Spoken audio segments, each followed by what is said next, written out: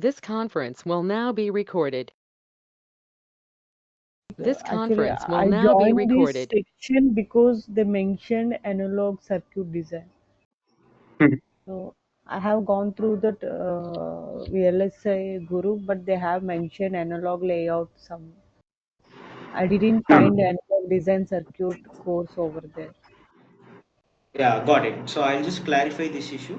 Like Okay. in all the portal and all the forums, whatever they have mentioned, it's like analog layout, but still we are going to take concentrate more on the analog design part, like how to start up with that thing. And layout, we'll touch upon some basic things. So that's what our agenda will be. I'll come to the agenda. It's your question and Okay. answer. Okay. Okay. Thank you. Thank you, sir. Your good name, please. Sir, my name is Varalakshmi. Okay, nice. Thank you, sir. Sure, no problem. So let's wait for another 5-10 minutes so that close to 50% of people needs to join, and then Okay. we'll Okay. start up with my self introduction and the agenda for today. Okay. Okay, sir. Thank you. Sure, thank you. Anybody else wants to introduce yourself? Varsha, Gaurav, Abhishek, Subhash, Prakar.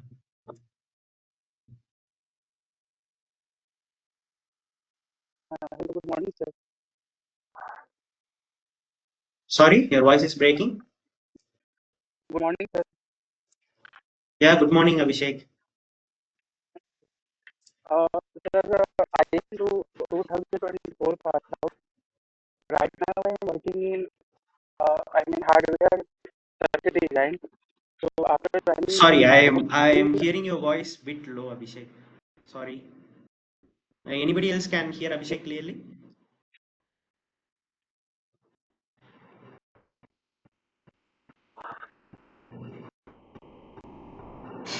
Yes, hello, Abhishek, No, am voice I is please. audible? breaking. Okay, no voice. Thanks, Gaurav.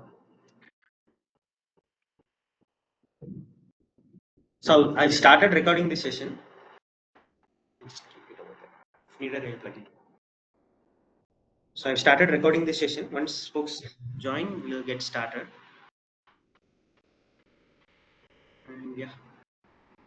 Sir, I just have one query. Like I have a 8 year of experience in the hardware design. Right now I'm working with a senior embedded hardware design engineer. But I'm from my college days. I just want to go in the analog design. So, but I'm not getting any path. Like, how can I enter in this industry from the hardware to analog? Can you guide me? Like, it is too late, or today I can make a path or change my career to analog design.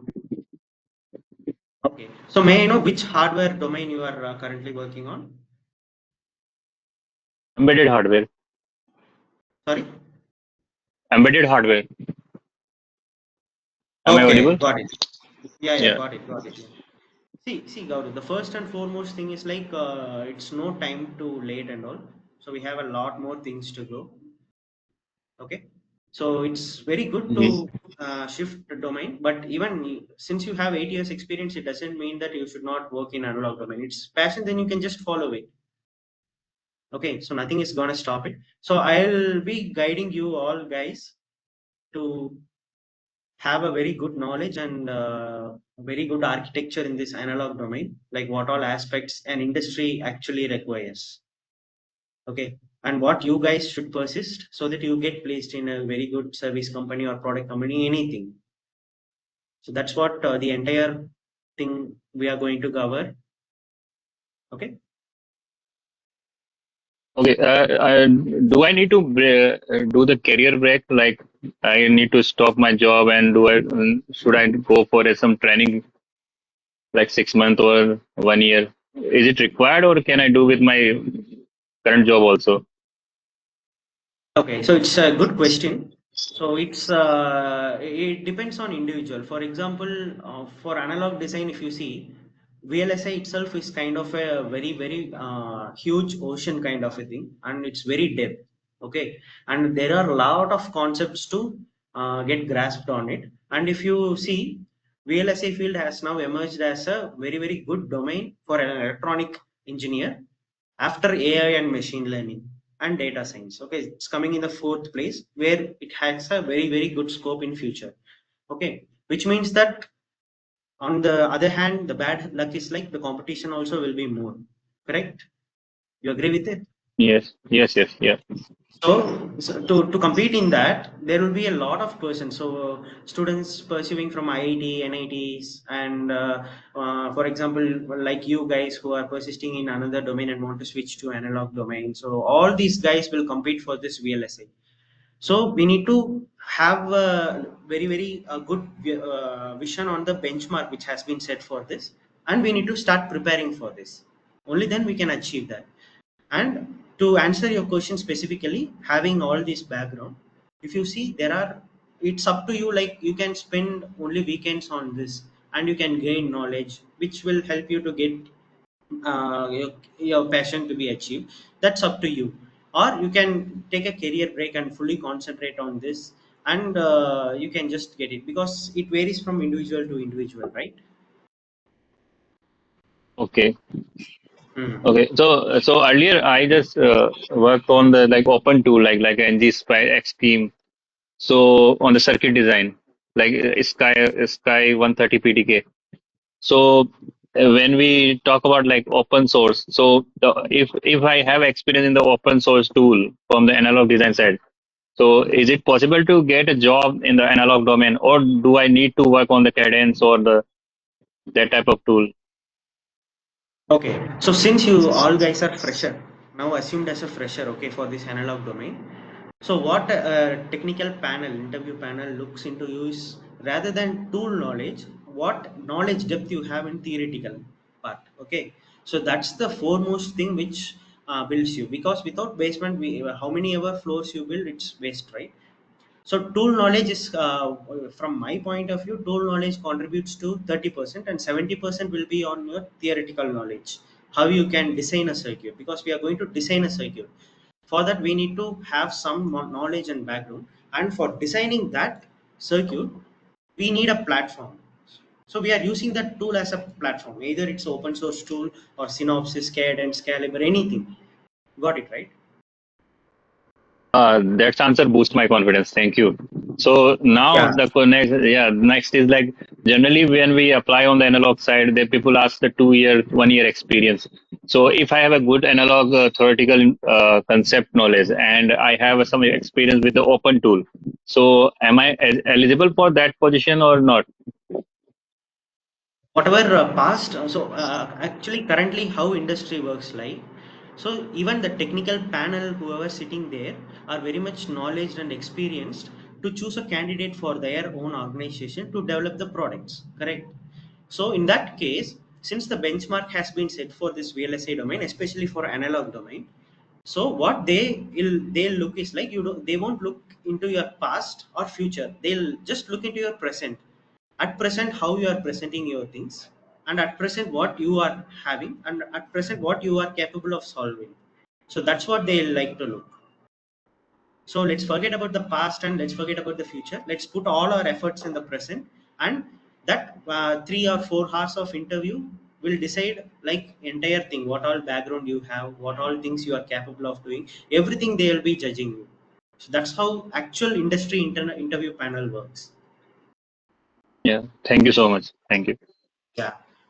So we'll just for example, for my interview in one of the organizations, they haven't even take a look of my resume. Okay, they just started asking some basic questions.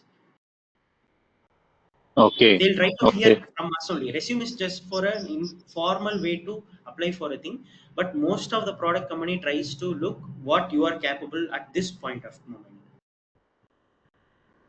Oh, okay, okay. Earlier, I thought that tool knowledge is must. Like, if you don't have any tool experience, then you are not eligible for this. But the concept is See, the main thing, right?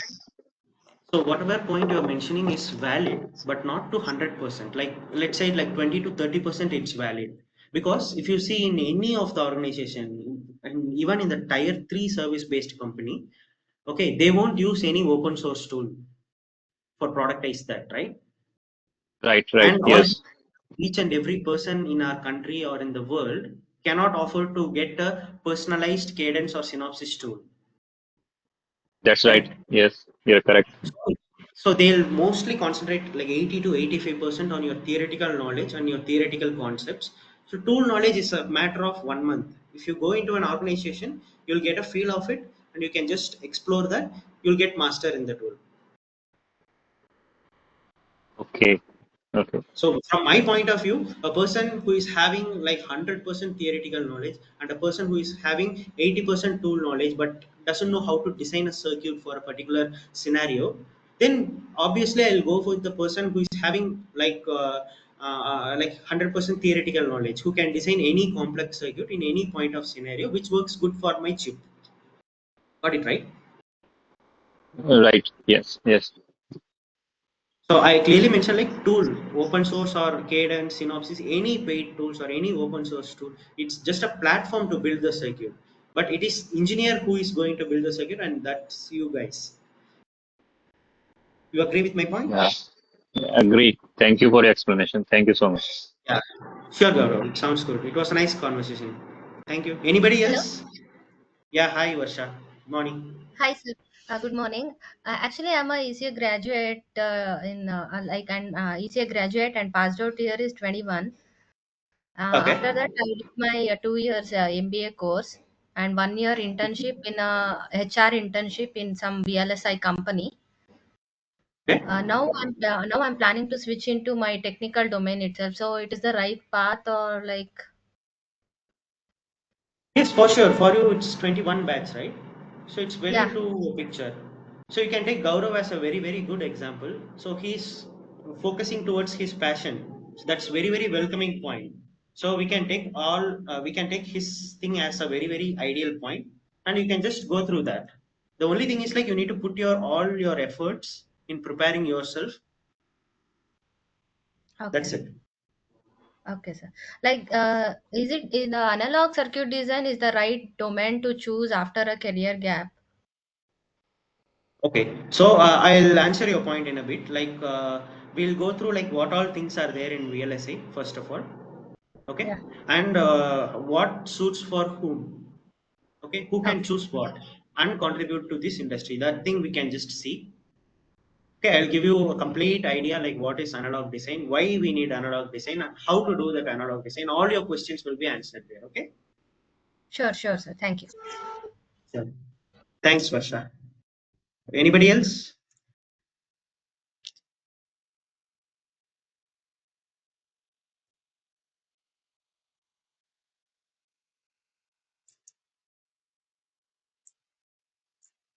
Okay, so since interest of time, we'll just go through.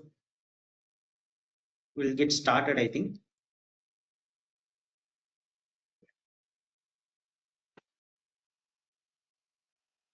Just a moment. Just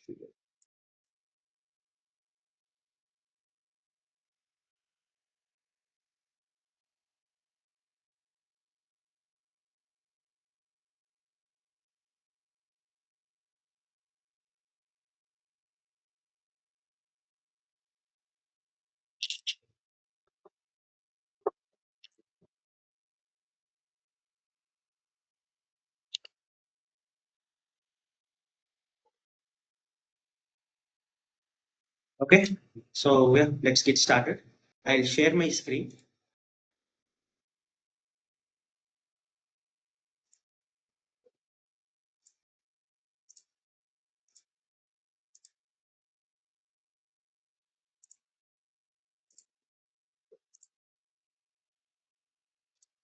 So let me know once you see my screen.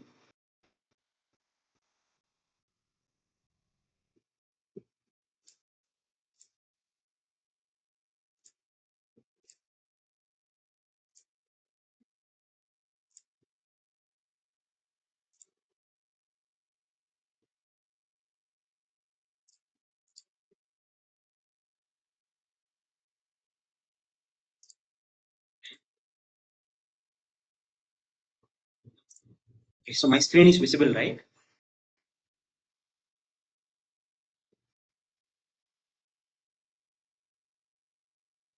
Hello? Yeah, sure. Thanks, Varsha. So nice. Yeah, in the interest of time, we'll get started.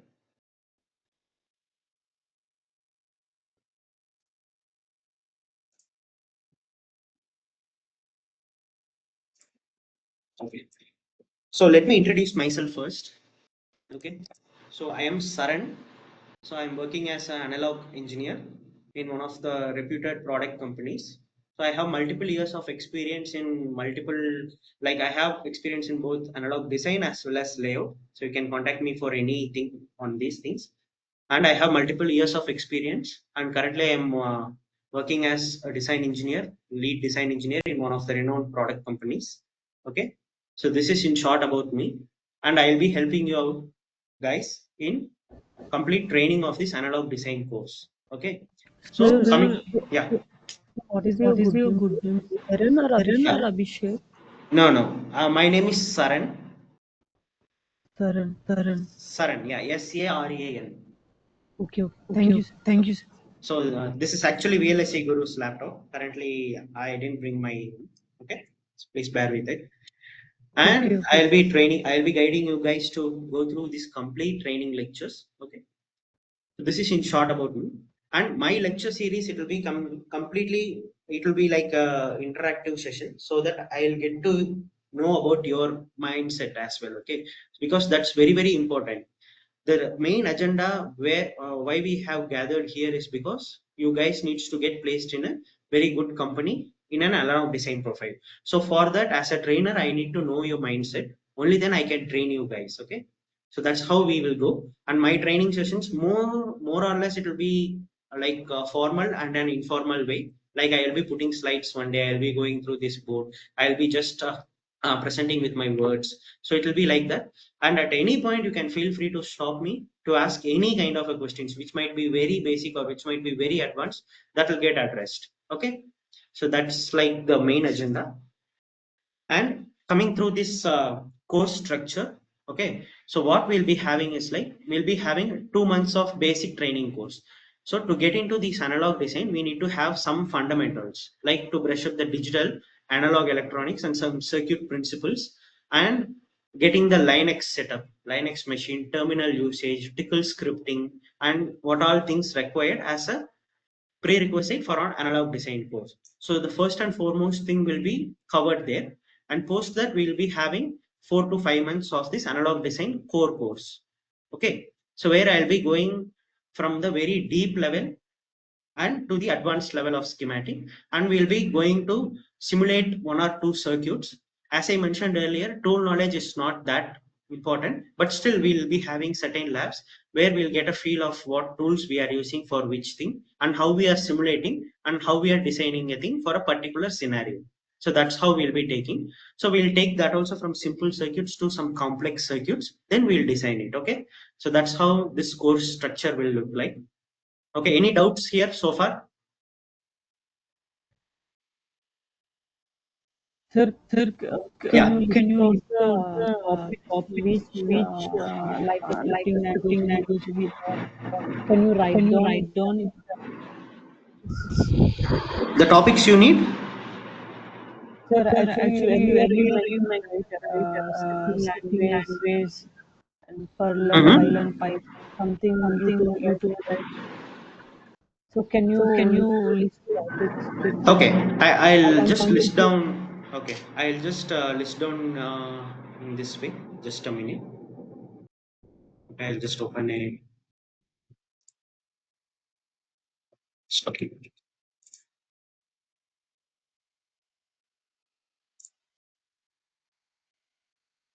Hope this gives a better picture. Instead of writing, I'll just type it out.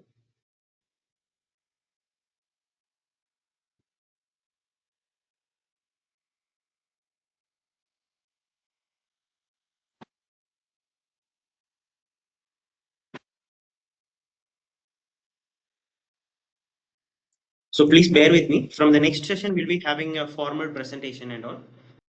Okay. So first will be your basic course. Okay.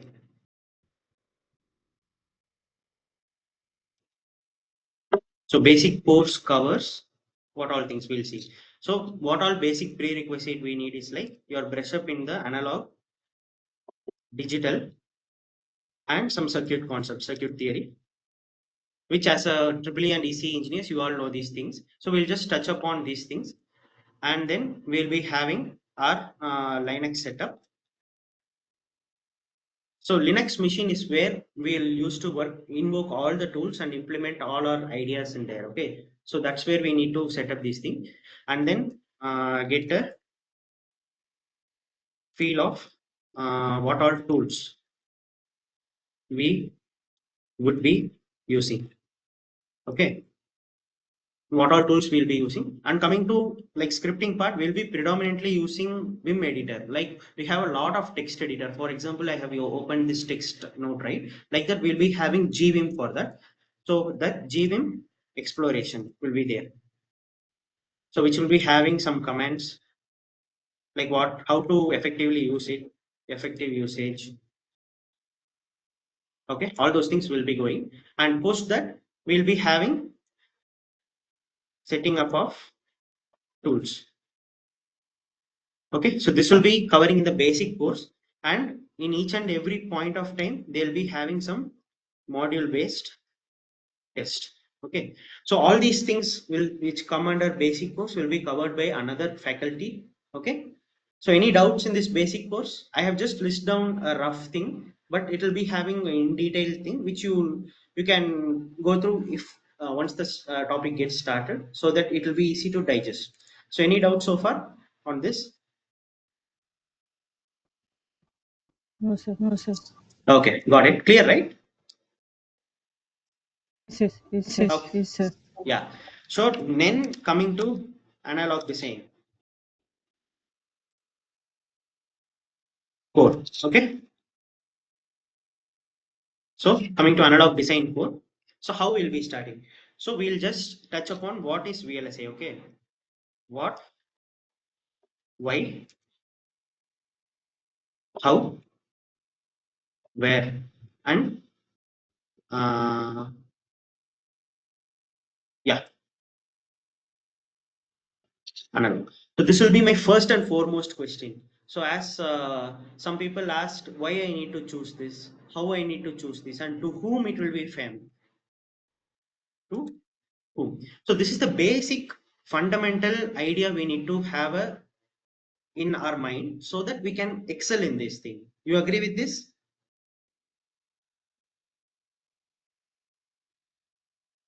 folks? Yes, sir. Yes, sir. Yeah.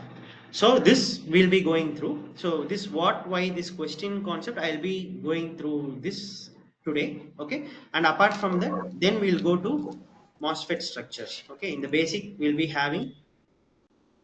So yeah, analog circuit theory. Got it.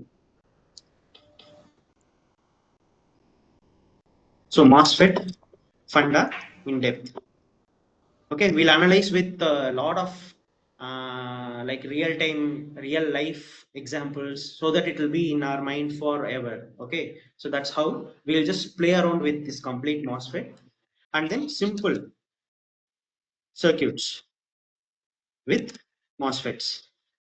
Okay, so simple circuits means what all we have: a basic inverter.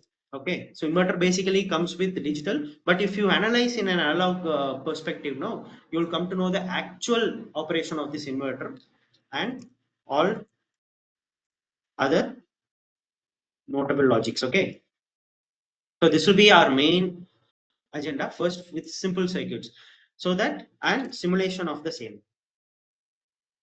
Okay, I'll put that in last.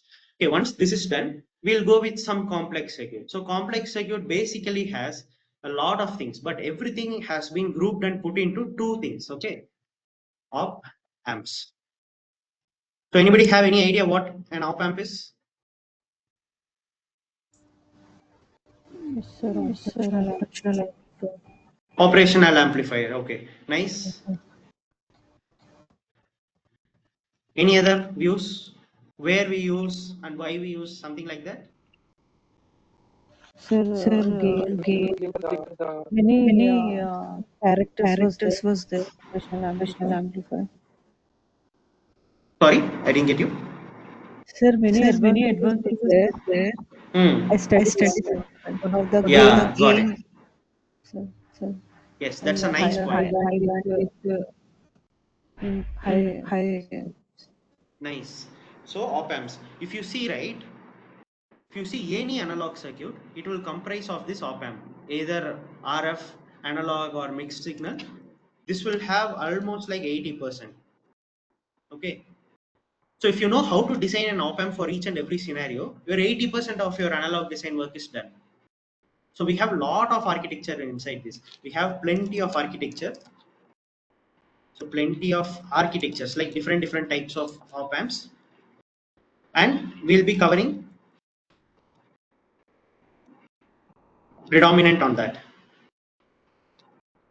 And it's up to you guys to explore all other things, like how to what all things else are there. So I'll be there in any each and every walk of your preparation. You can just get my guidance, and we can just take some few examples and start designing it, what all aspects we need to design on that, and how the process variation, voltage variation, temperature variation, and how it performs in an actual chip die. So that thing will come in here. Okay, so this is op amp. The second most important circuit, any guess?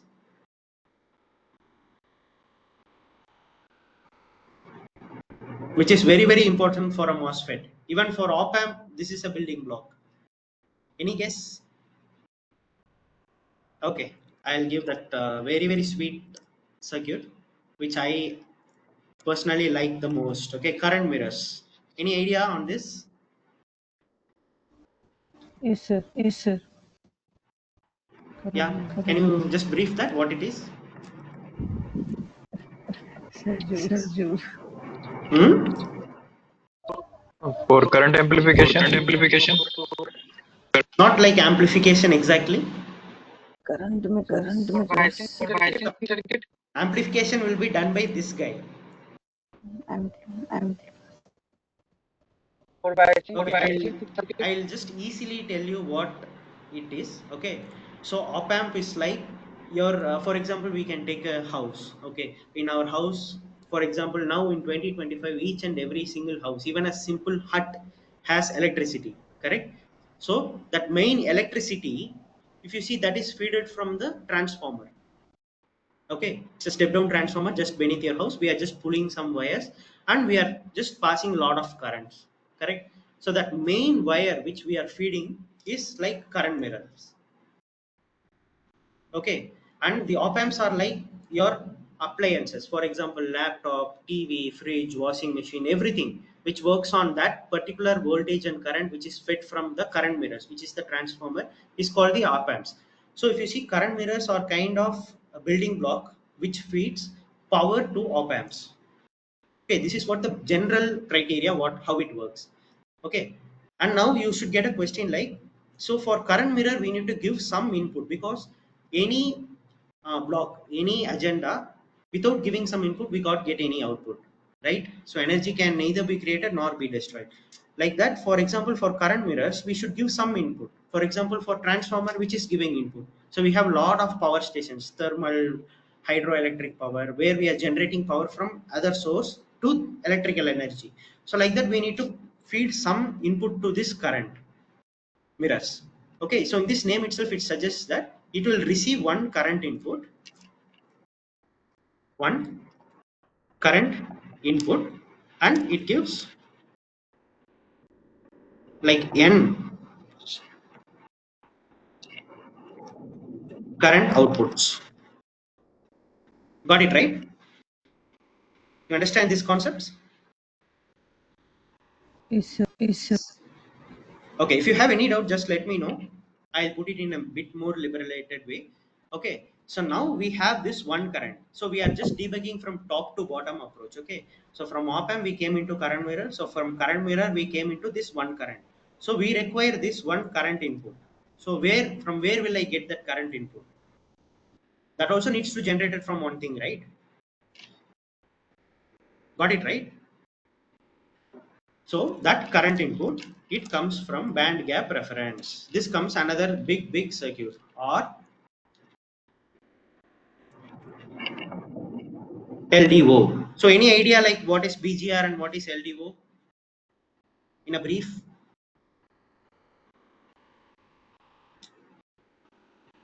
Folks, let me put you guys in sleep.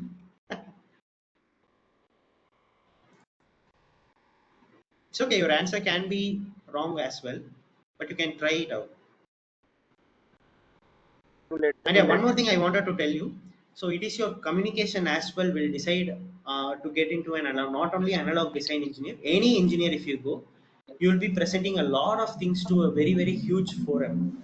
Okay, so then you should get Sir, that I I know band know gap, band gap, but I but didn't I heard didn't heard LDO. LDO. Okay, we'll discuss that also. So LDO is nothing but a voltage regulator. Okay. Okay, acha. Okay, Okay, BGR I is a know sir. band gap reference. I Yeah. know sir. So these both will Okay. generate voltage and current for these current mirrors and op amps. Got it right? Yes, sir. Yes, sir. Okay. And before this, we'll be having one more thing. Sir, Sir, under So current no, under no. current mirror, mirror, Yeah. many many families are families there, are right? there, Will right? you Will discuss you the all discuss the those all? things? Yeah, that's what. With time, if time permits, we'll go through everything. But we'll Okay. just take some because a lot of current mirrors are there. Wilson current mirror, wide swing current Yes, mirrors. sir. Yes. Okay, so NMOS current mirrors, PMOS current mirrors, lot of things are there. Voltage driven current mirrors, current driven current mirrors, lot of things are Okay. there. So theoretically, we'll try to cover as much as possible. But simulation wise and layout wise, we'll try to see how much we can cover. Okay. Okay. Okay. Okay. So as I mentioned, we'll theoretically be very, very strong that no one can beat us in any point because lot Okay. of parameters will come while designing a MOSFET itself. Got it right? Yes, sir. Yes, sir. So that's what I'm just going. So first in circuit like we'll be having our die. So all of you know what is a die? Yeah, partition of the Partition of wafer. the wafer. Correct. Awesome. So anybody know what is an IC? Interconnect connection of the Interconnection dies. of the dies. No, it's integrated chip. IC. It's a chiplet.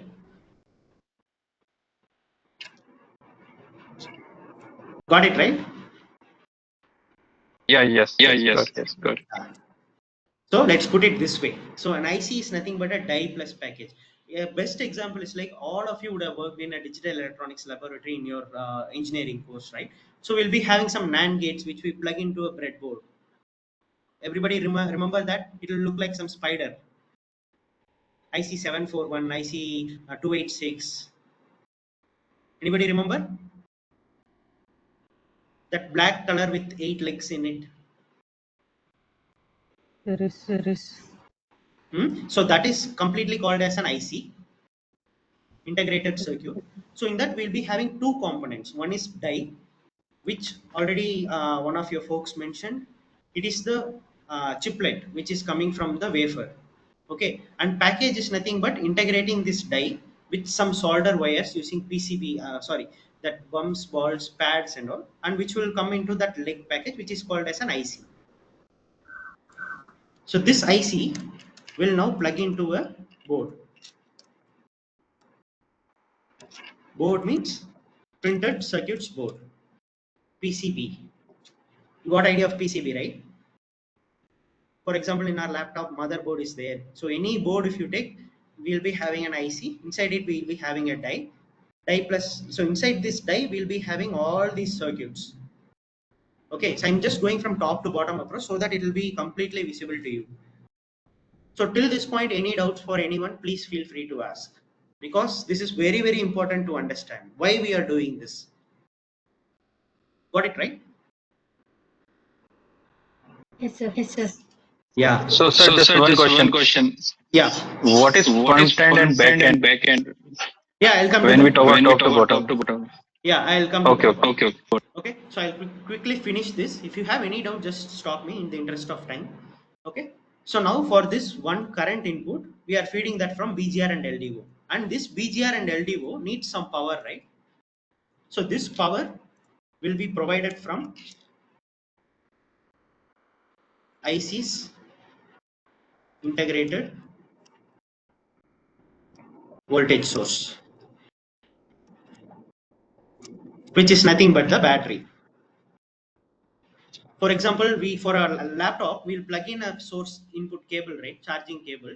So like the that charging cable will power the thing. We'll be having a voltage regulator which converts the domestic 230 volt AC to 5 volt DC which can be used for all these things. So that is the battery. So this is how a real-time scenario looks like. So in this, as one of your folks mentioned, we'll be having front end and back end. So this is what our agenda is. So our agenda is to deliver an IC. Okay. So in that we'll be having VLSI. Okay. So if you see, we have, we'll put this way, analog, digital. Okay. So I'll just start typing one by one. If you have any doubts at any point, you can just stop me. Okay. In analog, we'll be having front end and back end. Okay.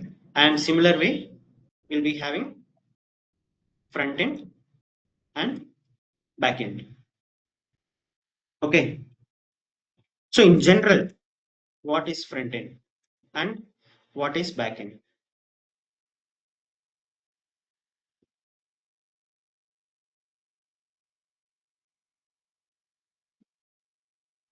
So we need to understand what is front end and what is back end first.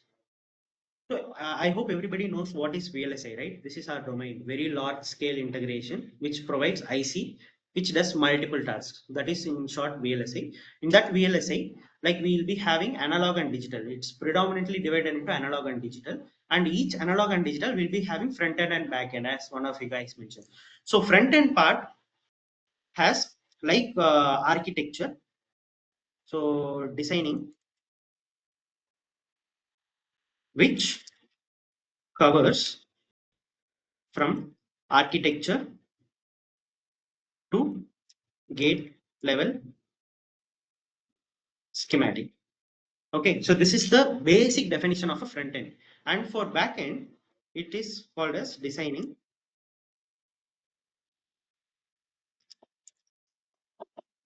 gate level schematic to die level layout. Okay, so this is what the basic idea of my front end and back end. Okay.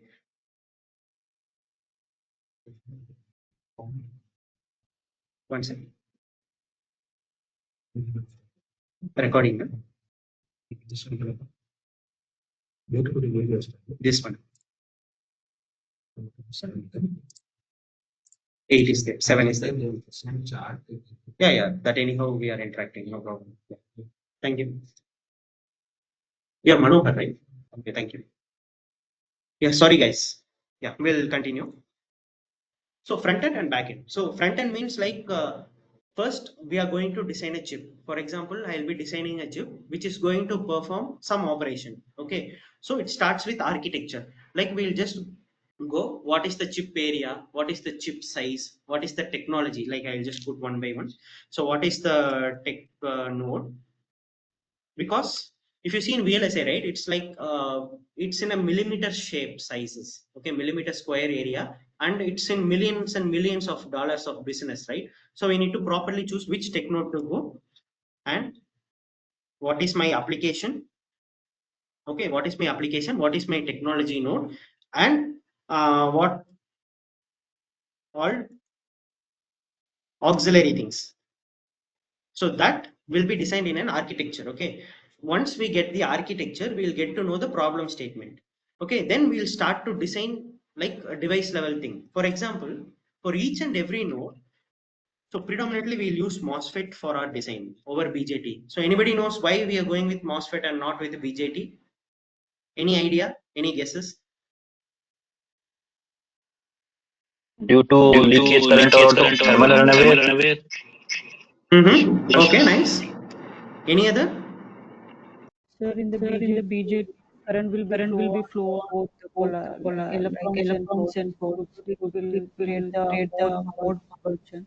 But MOSFET is an simply current will be flow through electrons. So leakage is one answer. Yeah, whatever you mentioned, it's okay, right? Many are there.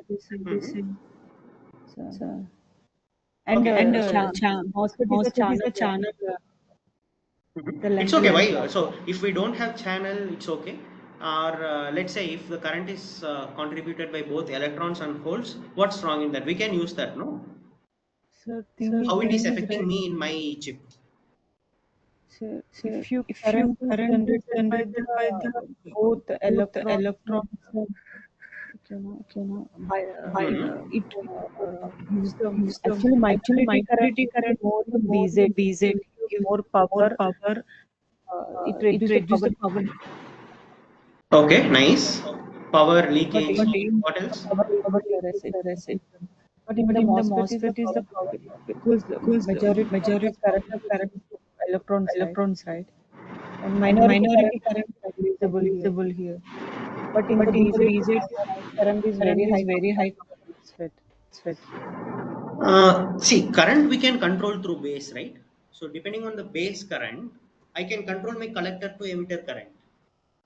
You agree, right? And depending on the base emitter voltage, I can control the PNPN junction as well.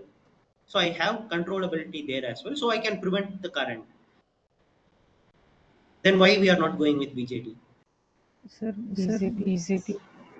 We We cannot cannot fix fix the the millions of millions of transistors. transistors. Sorry, Abhi, I think your voice is too low. My apologies. Like, can you just, Abhi or Varalakshmi, can you speak a bit louder?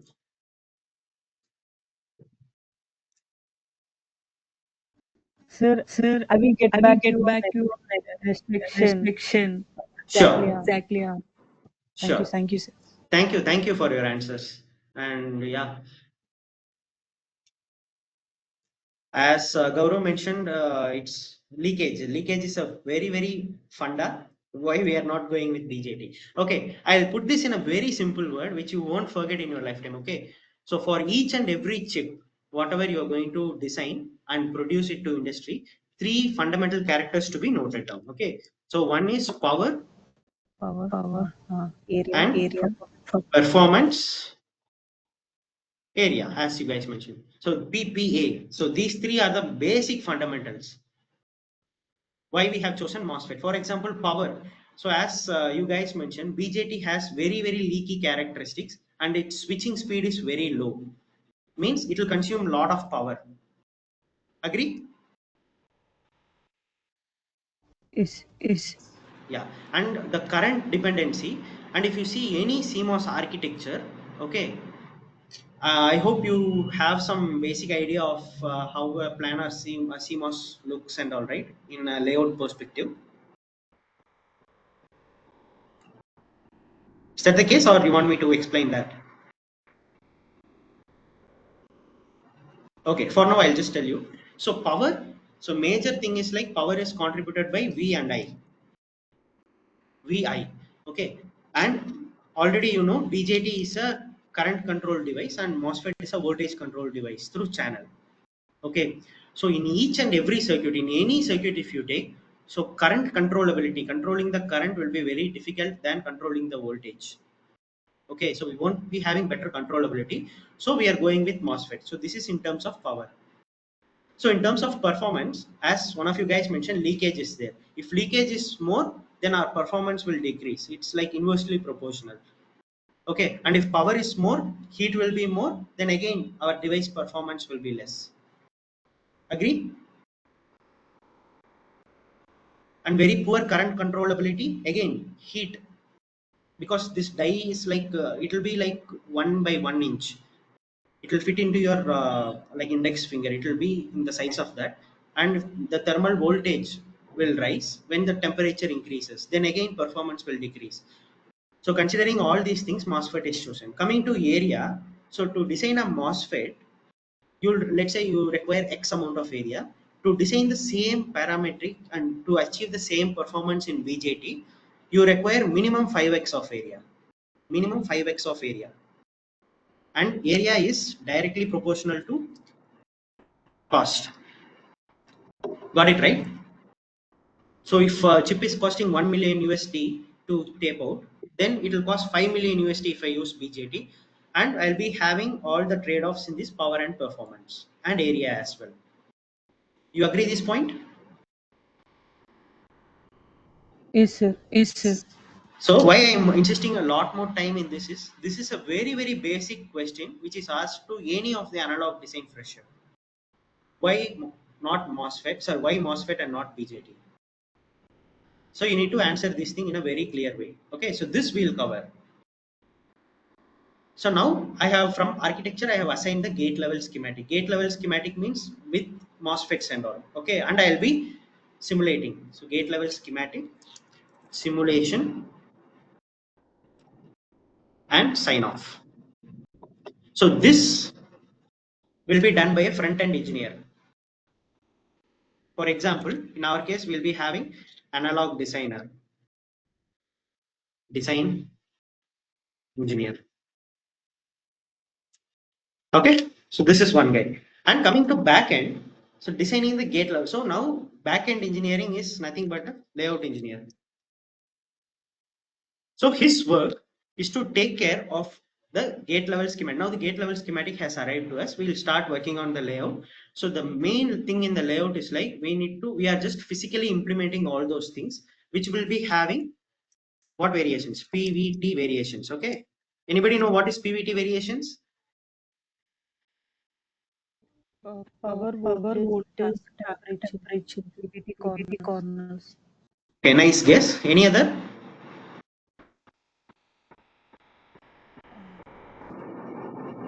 Okay, so PVT is nothing but process, voltage, Process. temperature. Okay, it's almost correct. Yeah, thumbs up. Nice. So process, voltage, temperature. So these three things will be predominantly taken care by layout engineer. Like 80% of this thing will be taken care by layout engineer, and 20% will be taken care by this front end engineer, like analog design engineer. Means you guys. Okay. So now I need to design a layout in such a way that this thing comes. Then I'll be having certain other LDEs. So any idea on what is LDEs? So Layout this is design. very important topic for a layout engineer. Any idea? Yeah. Sir, sorry for Sir, interrupt. sorry for interrupt.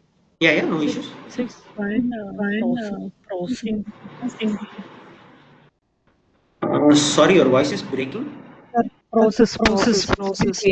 Variation Variation, process. process. Can you Can elaborate? you Okay. elaborate? Yeah, got it. Yeah, nice question. Yeah.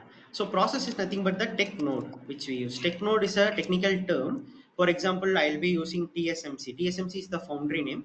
Like in which nanometer I'll be using. For example, 28 nanometer or 130 nanometer or 3 nanometer. In which technology I'll be using. Okay. And whether it is so 3 nanometer. Okay. Or whether it is like CMOS, planar CMOS or FinFET or planar the nano sheets. So now the current trend is nano sheets. Nano sheets. So this is what the process is. So each and everything. So this is this you know, right? TSMC 28 nanometer, 130 nanometer. These things you guys are aware of, right? Yes, sir. What is this? Yeah. So that's what the process is. So each and every process will have its own impact on the layout. Okay, so we need to tweak the parameters such a way that it works perfect for our desired performance. And each of this Sir, process, yeah. sorry. Node means channel length or something else. Node means channel length. Yeah, gate channel length. Okay, thanks. Yeah, it's the channel length. This is clear? Yes, sir. Yes, sir. Thank you. Yeah. So now any idea on what is LD is? Layout design. Anyone? Okay, I'll just share. So this is one of the major topics which is layout dependent effects. Any idea what layout dependent effects means? No idea, No sir. idea, sir. No idea. Okay. So Parasitic effect. yeah, parasitics. So I'll tell you. For example, we'll take a very simple basic case for this. Okay. So we have this guy. So yeah. So let's say my bad.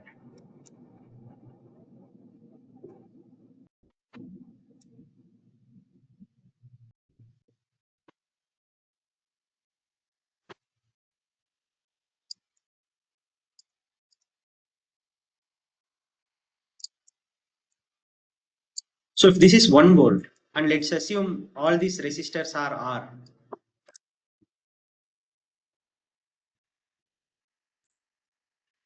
Please bear with my thing. So next class session, I'll just bring my iPad. Okay, so let's assume all these 4 are R. Okay, and if I want to compute these voltages, so let's assume V1, V2, V3. So any guys can comment like what is V1, what is V2, and what is V3? Sir, V1, one is And all R are same.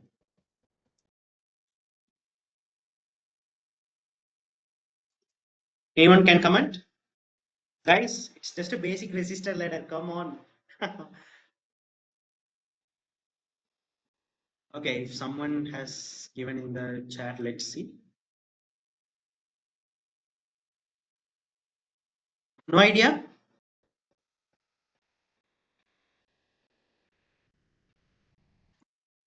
Guys, Yes.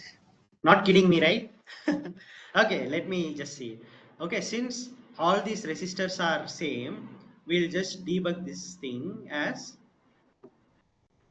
so resistors in series, what will it happen?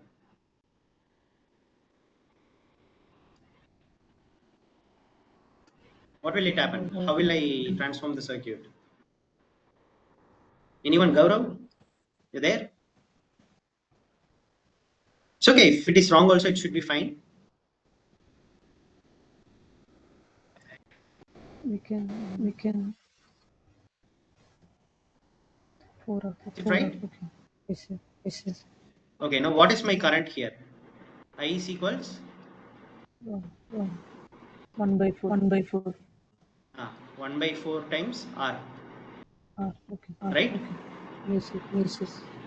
Okay, let's say R is 1 ohms. If R is equal to 1 ohms, then what will be? 1 by 4, which is 0.25 amps. Got it, right? is So this calculation is thing. Now what is my V1, V2, V3? okay. I use it.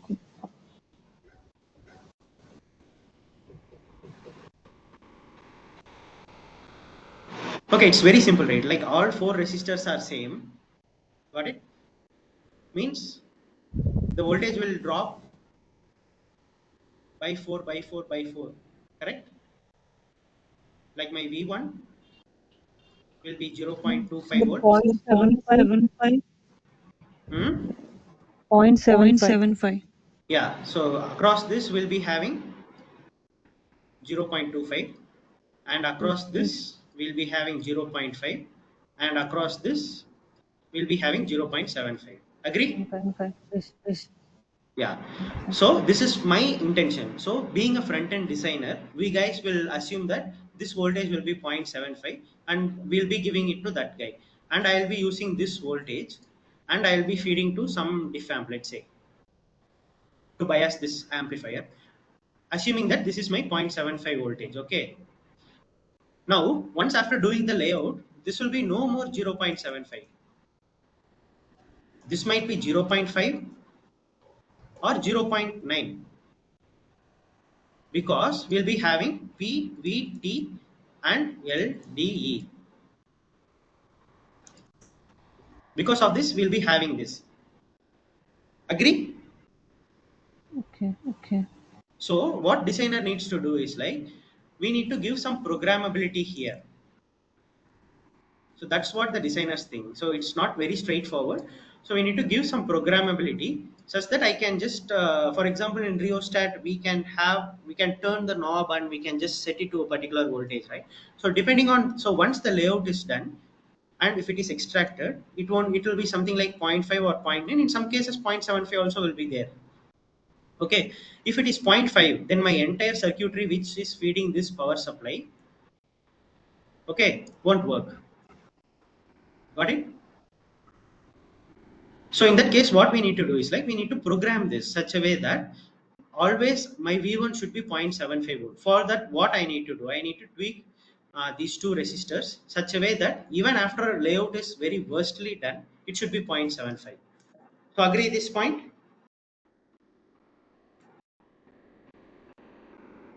Okay. Okay, then fine. So that's what layout dependent effect is. So this is very, very predominant, and this needs to be correlated with both layout engineer and design engineer. They need to sit together to fix this thing to achieve the actual performance. Okay. So this is called the back-end design. So Gaurav, I think I have answered your question, right? Query. Yeah, sorry, sir. I dropped midway. Sorry. Okay. Thank you. Okay, no problem. I'll just explain it quickly. So front end, what people? Okay, we'll ask some other guy to explain. So, Varsha, there on call.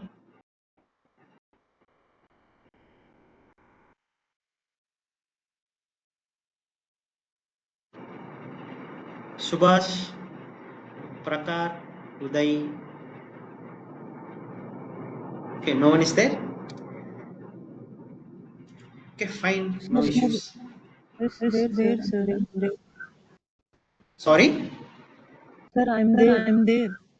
Okay, so if you got the what is front end and back end, can you please explain it to Gaurav?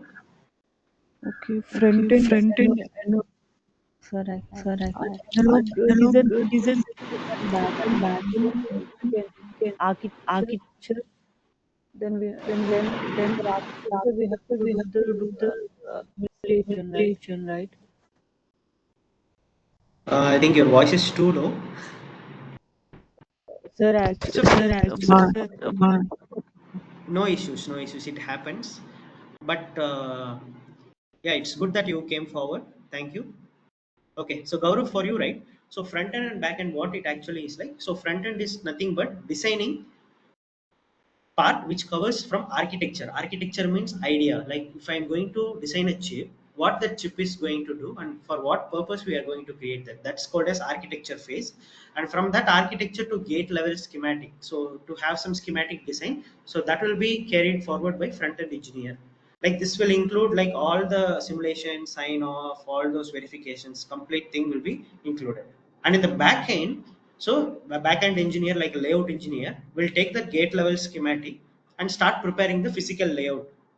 Okay, and all that layout engineer has certain responsibilities to take care of this PVT variations like process, voltage, temperature, and in which tech node they are facing. So they'll be having some design rule constraints like you can't place the devices like this, you can't place the devices like this. It should be there. There is a strict norms given by each and every technology node foundry. So that we need to follow. And we'll be having layout dependent effects. So all these things should be taken care, and the final layout should be given to the uh, front end engineer, and again the front end engineer will extract that physical layout, and again he'll plug that in into his simulations and see how the final chip will look like. Okay, this will take care like 80% of the thing. So this is the distinguishing between front end and back end. I hope it is clear now, right? Yes, sir. Sir, what is sign off? So sign off is nothing but technical word which represents like once the chip is done.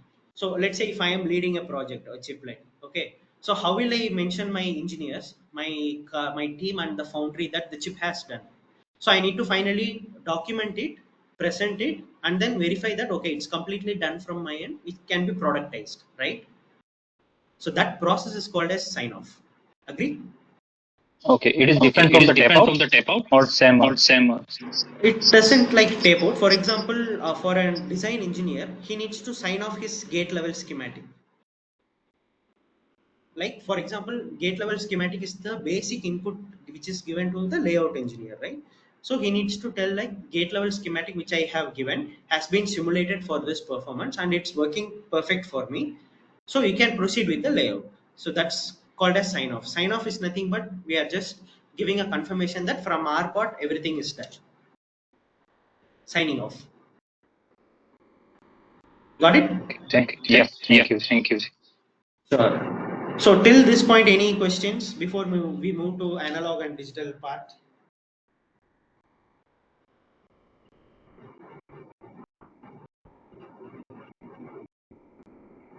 And you guys feel free to let me know if you want some break, like 2-3 minutes or 5 minutes also, no problem. And we can just end this session by 12:15 or 12:30. Hope it should be fine. It's okay. Oh, it's okay for you guys. Sir, I have a question. Yeah. Who is it? Sir, as an analog before engine, does have an idea about works and basic concepts? Sorry, Varlakshmi. Your audio is very low. Okay. Hello. Yeah. Sir, may I audible? Yeah, it's good now. Okay, thank you. Sir, as a analog design engineer, Okay. so the basic network and the basic concepts, we should have any idea about those. Any idea about The networks networks, like circuit theory? circuit theories Yeah, definitely. should Without that, you can't do anything. So circuit theory is the very much basics. okay. So okay, I'll just put for analog engineer what all is required. Okay. Okay, and I'll put one more phrase. We'll just make it a bit sweet. Okay, good analog engineer requires great knowledge in network theory. Okay, and analog electronics, and so analog electronics, and then CMOS fundamentals, CMOS design. I'll tell you, I'll guide you completely like how to get mastered in these things. Okay, the way which I follow to get mastered few years back. Okay, analog CMOS design, digital design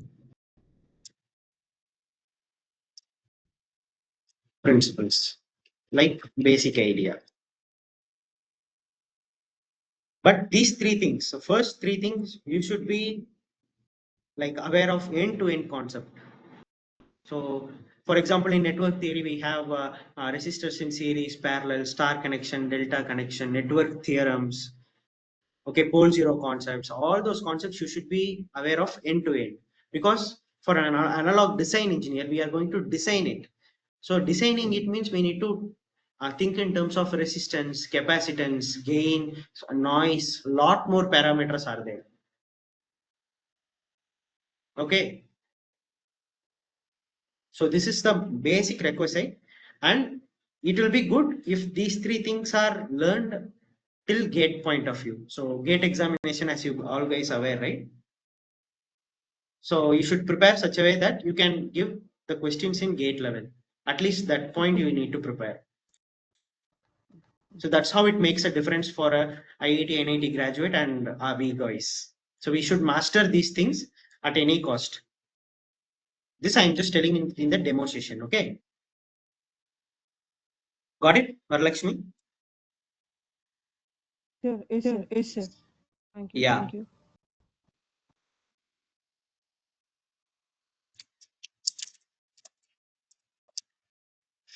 So any other questions before moving forward? Quickly.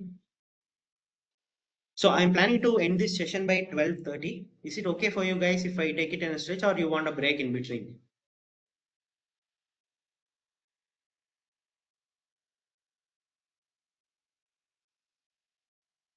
Okay.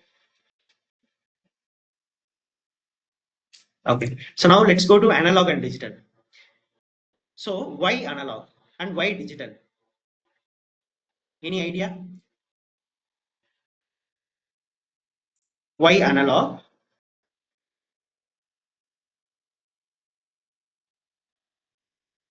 Why not?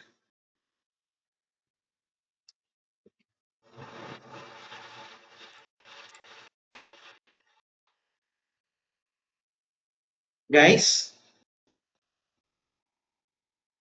can you One hear thing me? is the One thing is noisy the nature, noisy nature. Yeah, and please. another one is the Another one is the transmission. transmission. Like Okay, which is noisy, which is transmission? Like analog signal is so much noisy, so we can't use for the MCU. So that's why for you go for the digital.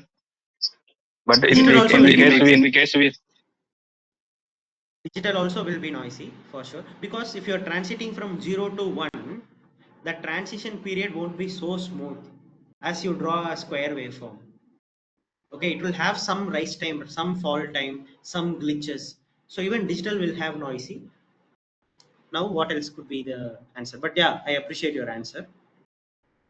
Anything else? Can think about it. Just I will just give some 2 minutes, because this is very very important. Because if I'm designing a chip, okay, and each and every chip is kind of millions and millions of US dollars, and close to 40-50 engineers will be working on that, and each and every engineers will be paid lakhs and lakhs of rupees as their monthly salary. Okay, so now if I am able to create a chip with only digital part or only analog part, then my 50% of my cost has been reduced, right? I don't want to hire any analog design engineer if my chip is only digital, or vice versa, so that I can save a lot of money. So what is the point that we are going for analog and digital integrated in a chip? Sir, is any device standing only binary language, right? Once again, my apologies. Oh Let me my check God. my speaker is full. I don't have an headphone as well today. Please bear with me. You can put it in chat box as well. It's pretty much easy. So anybody else? Prakar, Varsha, Uday, Subhash. I could see Abhi, Varalakshmi and Gaurav are more active in terms of learning. Let's make this bit interactive so that a lot of knowledge you can gain from me, and I can gain a lot of inputs from you guys, so that I can improve my thing and I can add those topics for your training path as well. Only then it can help me. You understand from my point of view, right? If not able to unmute and talk, you can just use this chat as well. It's okay. So why not only analog, or why not only digital?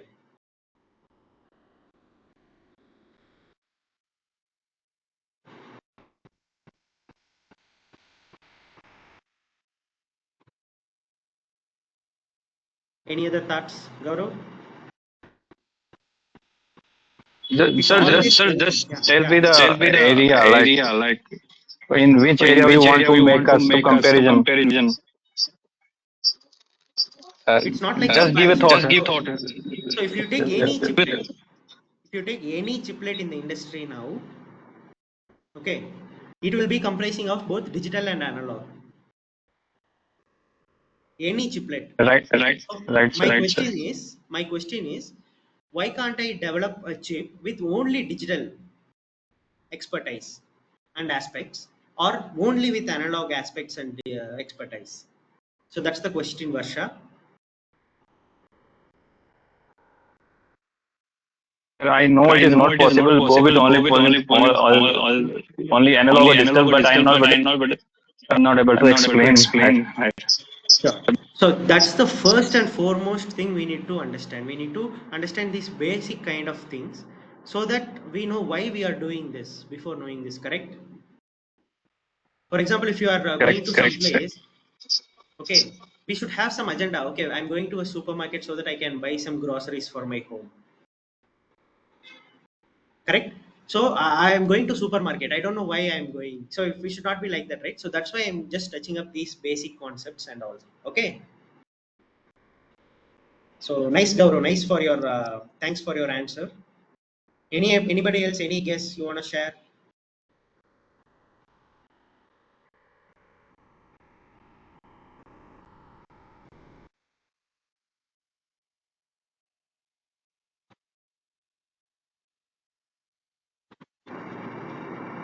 Okay, nice, no issues. So let's learn this today. Okay, let's just break that thing. So why analog? We'll just put it here. Okay, and okay, first let's talk about digital. So digital, the basic idea of designing a digital circuit is it has only two states, 0 and 1 and 1, correct? Which means, so here 0 is ground, okay, and 1 is my VDD. Agree?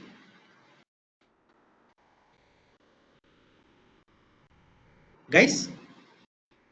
Yes, sir. Yes, sir. Okay, which means that this is rail to rail. For example, if my battery, let's take a battery, like 5-volt battery, that high watt battery, so 9-volt battery, my VDD will be 9 volts and my ground will be at 0 volts. Okay, and if you take any digital circuit, for example, inverter, okay, now its operating voltage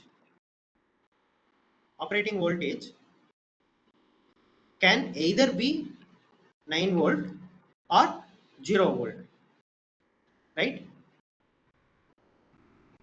Got it? Can't operate in 4 volts. So you guys agree with this point?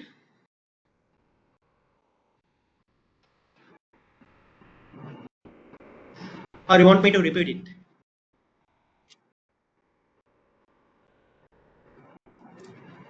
Agree, sir. Sorry?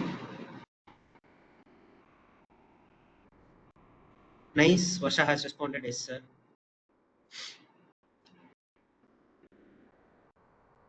Okay, let's do this way. So you can just put yes, sir, or some understood, sir, something like that you can put. No need to unmute yourself and talk. That should be fine. Okay, so I hope that everybody got this. So now, why to operate in 4 volt? Any answer?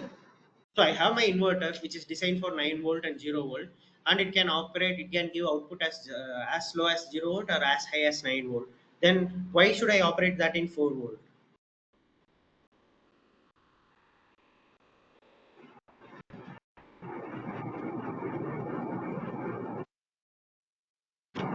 Any guess?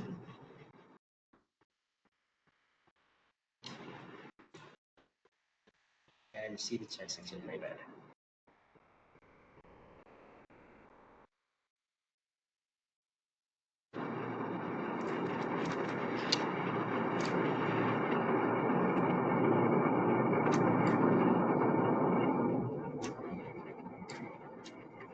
You You want to want say to the say the high or high or low low and low and logic low logic margin? margin?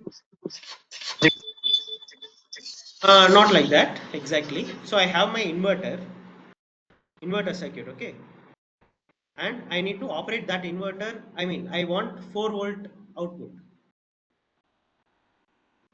I'm hoping that everybody knows inverter operation,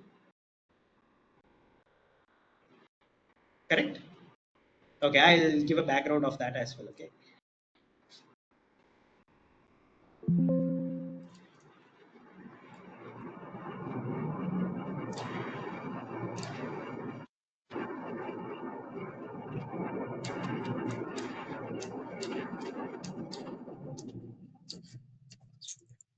please bear with my drawing.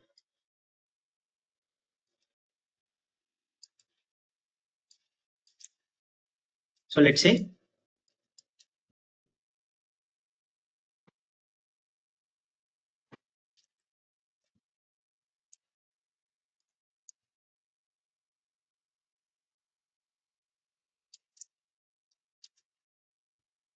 so if I give an input like this, okay, this is my 0 volt and this is my 9 volt. It will give an output something like this. Agree?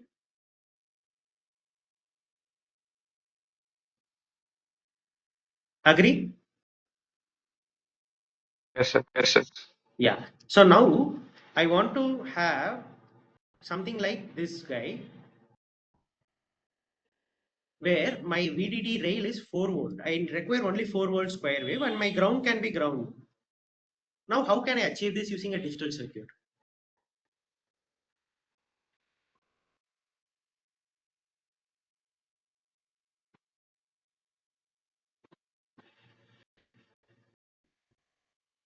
So that's where the analog phenomena comes into picture. Okay. So ideally how we'll do that is we'll have my inverter block, okay, which is digital, and I'll be, so this is operating in 9 volt, 0 volt, and I require an output of 4 volt. So for that I'll be having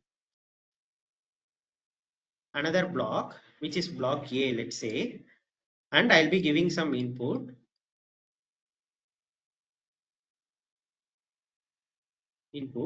So this may be running in some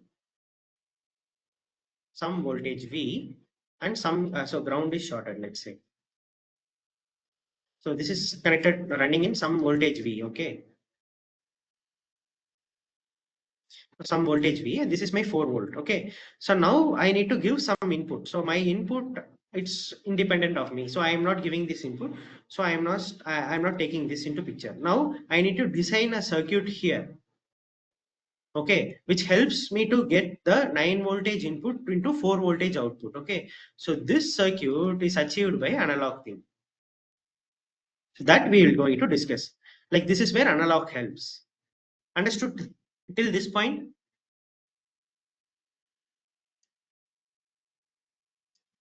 Folks,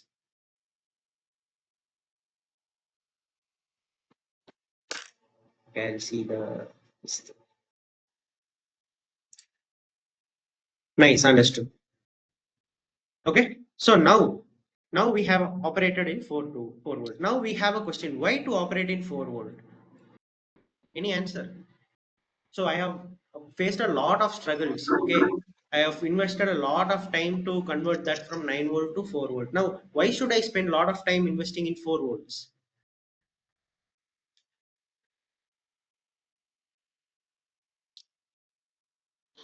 For our CMOS logic, like No, CMOS mostly logic. the controller things are working on the around 3.3 or 4 volt. No, right. So see, that works for 130 nanometer. If I go to 3 nanometer, my max operating voltage itself is 0.9 volts, 0.9 volts. So that is technology dependent. Agree? My Agree, sir. CMOS logic, depending on the technology node, my CMOS logic can operate till 20 volts also it can operate for 260 nanometer and all. It can support till 20 volts. Agree? Yes, sir. So now why should I invest a lot of time and efforts to convert that from 9 volt to 4 volt and use that 4 volt?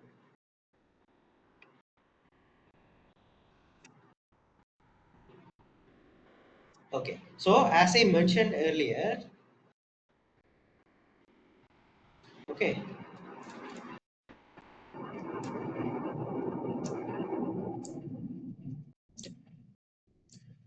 so for any chip, okay, we have three things.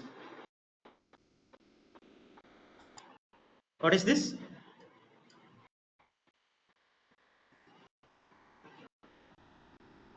Guys, what is this? What is PPA? Our performance area. Awesome. So power, what is power? Voltage into current, right? So if my voltage is more, power is more. If power is more, just a minute, guys. So my cost is more. Agree? If cost is more, profit for my company is less. If profit for my company is less, employee will get less salary. If employee get less salary, they will go to other company. Got it? Agree or not? I'm just putting this in a very humorous way. Agree this or not? Yes, sir. Yes, sir. Yeah. So this part is clear, right? So I am going to 4 volt. Okay. But one trade-off is there. If I go to 4 volt, okay, if voltage is less, then consequently my performance is less. Agree? Agree? Agree, sir. Agree, sir. Yes. Yes. Yeah. My performance is less.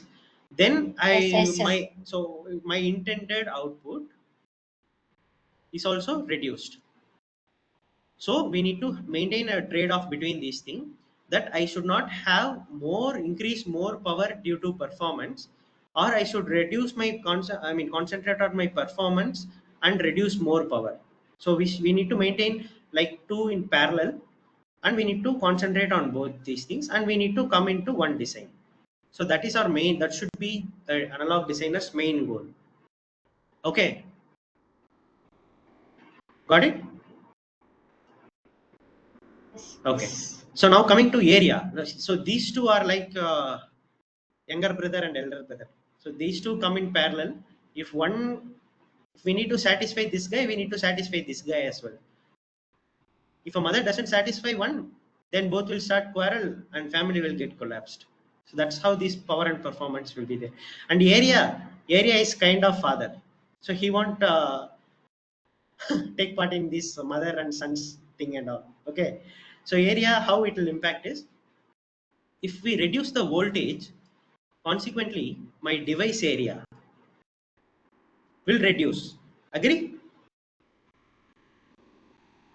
Agree or not? This how it will do is, for example, if I am having a MOSFET, one NMOS, okay, so which is designed to okay, so this voltage, let's say this is 1 volt, okay, and let's say this is 0.5 volt, and it's carrying a current of 1 amps, sorry, 1 milliamps. Okay, if this is this way, and this should have a certain W by L. Okay, we don't want to touch that.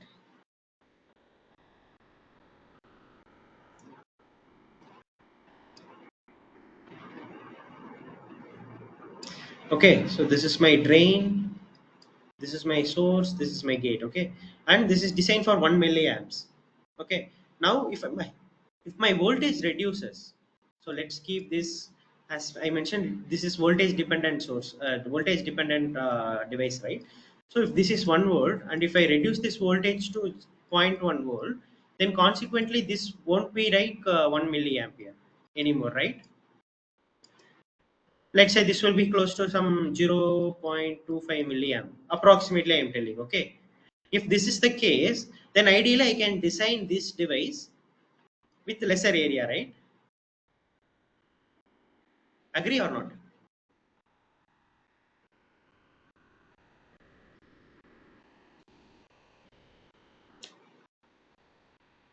Lesser area Let's means say like means like we some need some uh, right? channel length will be Channel low, length will be low, right? right?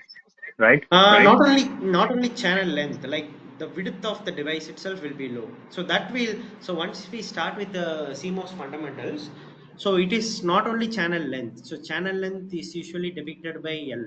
Okay, we'll be having W, which is nothing but width of the transistor, and we'll be having Cox, which is nothing but the capacitance. Like here, this cap is there, right? So this is my Cox, oxide capacitance. So this all will come to know once we start with CMOS fundamental. So all these things will get reduced, will impact the overall area. Got it? Yes, sir. Yes, sir. Yes. Yes. Yeah. So now my voltage decreases, consequently my device sizes decreases, which will, what will happen? So in turn, my cost decreases, correct? Again, profit increases. Again, employees will get salary more. Agree to this point or not?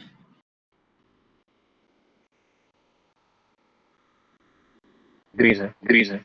Yeah. So now, since we have taken a lot of analogies, now we have decided that we can't have only digital, correct? Because loss of power, performance, area, everything will be more. If you're okay, like I'm a multi-millionaire, I want only digital to be there, then you can just go with that. Okay. So now coming to the analog, as you all know, right?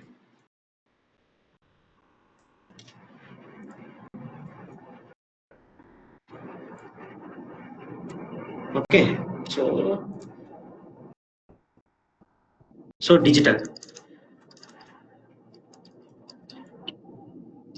The signal will be something like this. Okay, this can be either 0 volt and 9 volt as I mentioned. So any device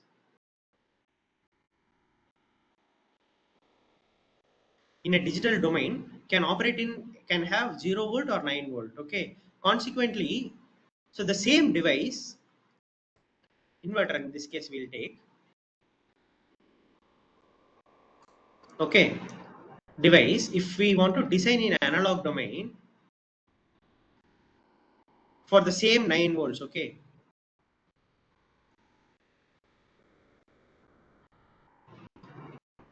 9 volt, and this is my 0 volt. Okay, so this is across sorry, this is my time t and voltage v. If we design this way, so please bear with my handwriting. So now the same inverter can have both digital and analog properties. So if I see in digital, it will look something like this. But in analog, in real time, how will it look like? So I'll just take this guy. I'll just break down this part and analyze it. Okay. One clock cycle. One cycle have both the phases, right? So in this, and we'll be having some mid voltage. So an inverter in digital domain, how it will look is, it will look something like this.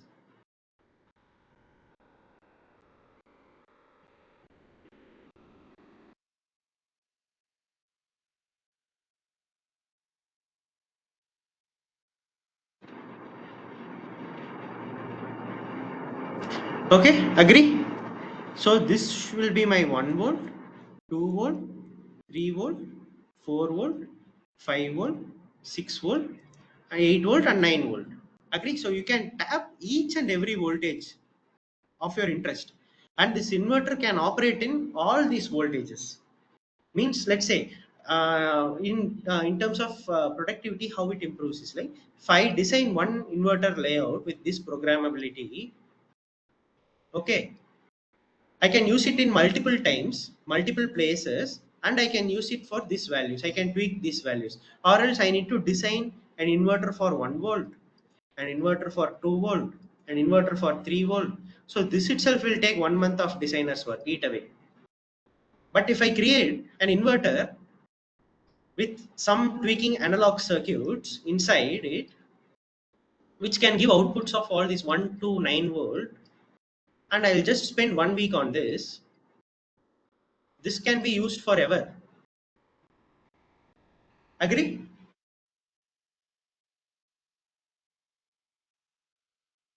Guys? So if it is an offline session, I will Yes, see sir. your face and then I can see. Agree? Or if you want me to repeat n number of times, I am ready to repeat. Okay, I don't hesitate in that. If you want me to repeat n times, I'll do that. But at the end of the day, you should get benefited by me. That's the only agenda here. If you're not getting even a single point, just let me know. So understood these guys? Sorry, these points?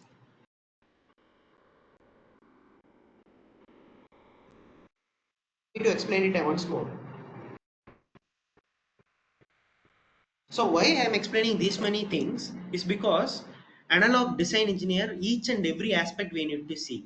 So being an analog design engineer, you can just put this block over this inverter and get your work done in just 1 week, rather than creating different inverters for different voltages, spending months and months in it. Because here again, time to market is money. So we'll be having a good theoretical knowledge that you'll be capable of designing this 1 volt, 2 volt, 3 volt things. Theoretically it will be good, but practically in terms of industry point of view, if you see, time to market is there. If A company is there and B company is there, both are doing same chiplets. Okay, if A company has done that in 1 year and B company is taking still 2 year, okay, but they are having good performance, let's say, even then people will go to this first A customer, because time to market is very important. So we need to think wisely before designing each and every single circuits. So got it till this point?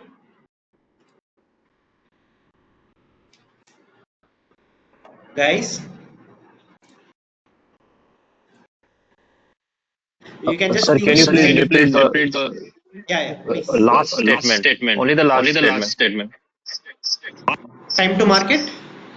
No, no. No. Like in digital, there is 0 to 9. There are multiple subsection we need to clear by analog designer. So briefly explain this slide only. Okay. Okay, I'll put the question in another way. Okay. So my agenda, okay, my chip is, I am going to design an inverter chiplet, okay, for a laboratory.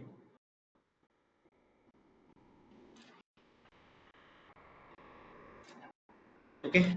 So problem statement. I'm going to design a chip which is having only one inverter for a laboratory. Okay.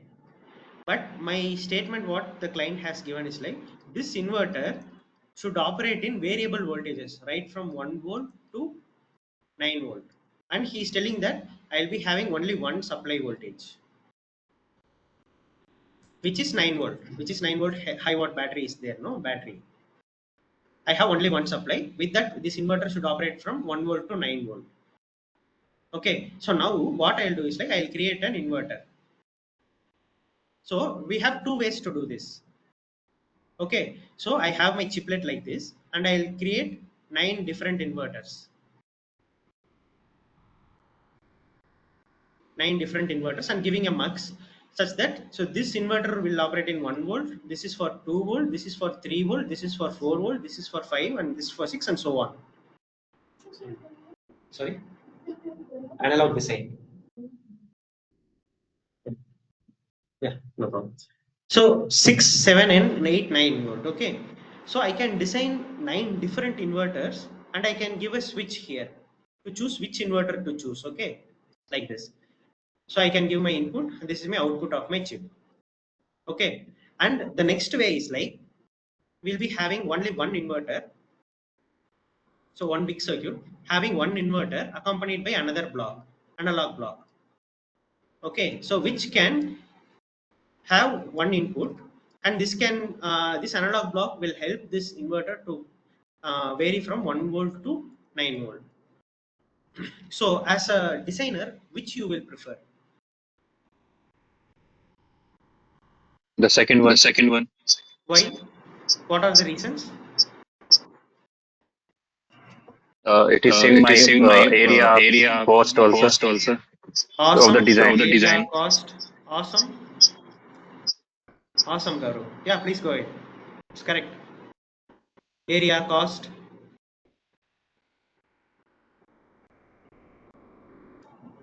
Man efforts. Sleeky.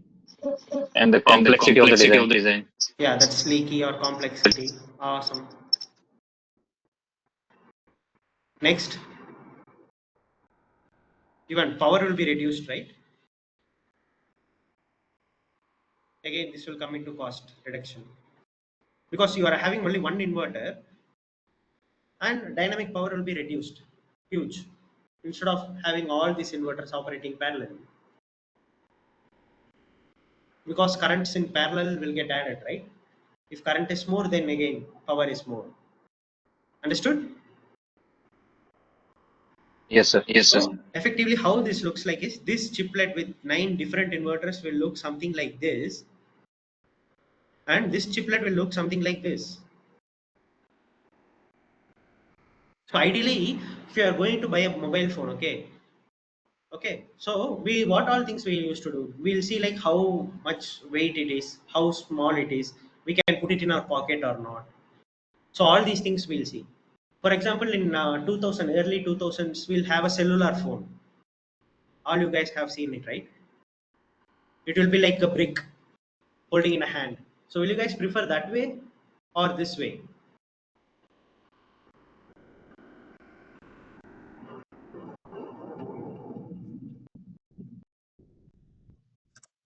So ideally our question here is answered. So why not only analog or why not only digital? Because we are more concentrated on power, performance and area, and I'm more interested in my cost saving. So I'll implement wherever digital can be implemented, and I'll implement wherever analog can be implemented, so that integration of that, handshake of that will give me a better result in terms of all these aspects. So that's my entire agenda. Now understood? Now Very clear, now sir. clear. Thank you. Thank you. It's very clear, right? You should not forget this till you are leading a team. Okay. Even though you lead a team, you should be having that. Okay, Saran told on that day, this is what it is.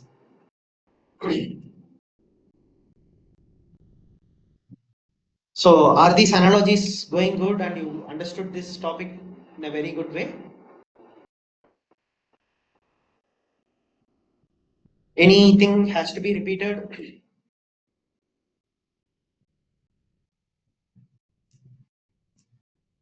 Awesome. Thank you, Varsha.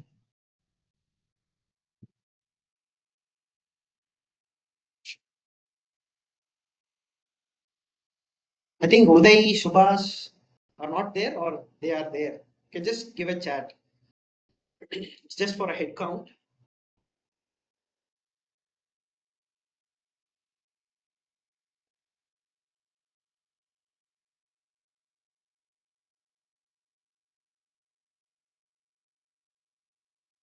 Okay.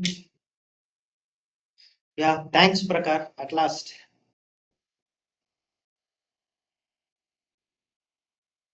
Something like hero entry in movie. After the half movie has got done, we'll see some important characters pitching in. Awesome. Thanks.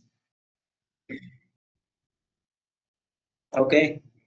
So next, what else can be? This is just a demo session. So I just came without any preparation and any presentation, all those things, because I don't want to bore you guys.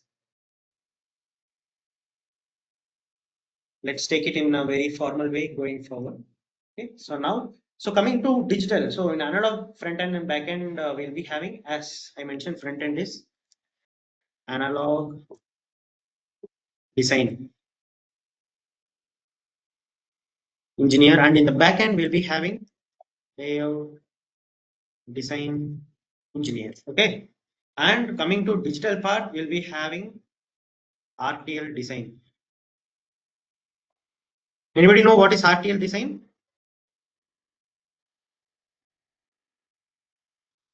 Guys,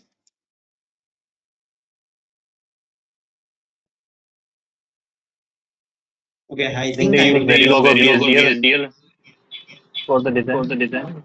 Yeah, RTL means register, transistor, logic.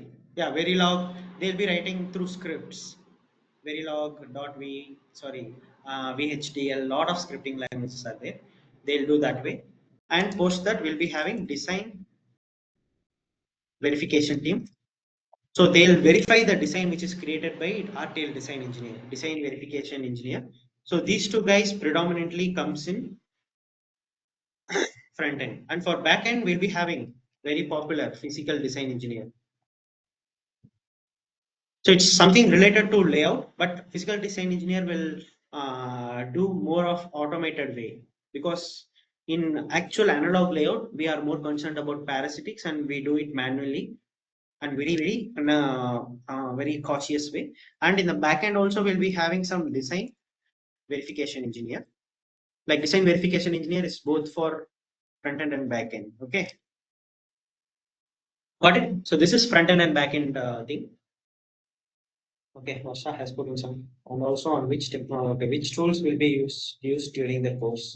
Okay, so we'll be using almost Cadence tools, Cadence, Spectre, and Siemens Caliber tools for verification, Cadence tool for design, and Spectre tools for simulation. Okay, and all will be even I haven't taken a look of the tools because it's pretty new tools to get off. They have updated it, so I'll get back to you once the details are updated, and also which technology nodes the project will be done. So that point also I'll reconfirm to you, Varsha. So most probably, like, okay, one thing I wanted to tell is that it is very good to have getting started in some mid-range nodes like 28, 45, 60, and 130 rather than FinFETs, because in CMOS you can understand the design concepts better and you can just implement that in FinFETs because FinFETs have its own complexity, so most probably it should be in higher technology nodes. So that also I will just confirm, Varsha. Yeah, good question so far. Any other things? And as I mentioned, so let's consider this as your day one and start preparing these guys. So these are very dangerous guys, which will like dangerous guys in both aspects. If you are mastering this, then you are the hero, or else you will become villain. Okay. So for network theory, so basics, yeah, that's what I was about to do. Thanks, Varsha. So for network theory, so basics, we can take a look. So basics, we'll see. And apart from that, lot of YouTube lectures are there. So I won't prefer a lot of textbooks. Why? Because so textbooks is always written in a single perception. Okay, meaning that so the author will write the textbook in a way that whatever perception he has in that thing, it will be like that. But if you go to YouTube lectures and if you have Udemy, NPTEL, so these things will capture a lot of info from a lot of textbooks so that you will be having a diversified knowledge. And for like I'll be giving some local author names. Okay, network. So only one book I would like to suggest, which is network analysis and synthesis by Sudhakar and Shyam Mohan. It's available as a PDF version as well in the net. If you check in the internet, it will be there. So this book you can refer, but predominantly I would say to keep that in the last option. It's not bounded to anything. If you have any other knowledge source, you can utilize that. But predominantly, I usually refer to these things. For analog electronics, the same way, you can refer to all those things. And specifically, for basic analog, you might so YouTube videos. Why I am telling is like there are for analog electronics right from beginning till end. We have a lot of textbooks, and each textbook is close to 800 pages. So it is very hard to read that and get a feel of it. So better to go there. And I'll also give you the textbooks names. One is like micro electronic devices by Cedra Smith. So this is one of the very conventional textbook. And next local author book, analog electronic circuits by Bakshi, which is technical publications. I hope you would have come across with these things. Analog electronic circuits by Bakshi. UA Bakshi, MV Bakshi will be there. You can just refer that. But more, most predominant and standardized book is this guy, Microelectronic Devices by Cedra Smith. And you can refer to one more thing also, semiconductor physics. Semiconductor devices by J. Donald Neiman. Donald Neiman. So these two are foreign authors, and this is our Indian local author. For analog CMOS design, none other than only one book is there. CMOS IC design. By any idea?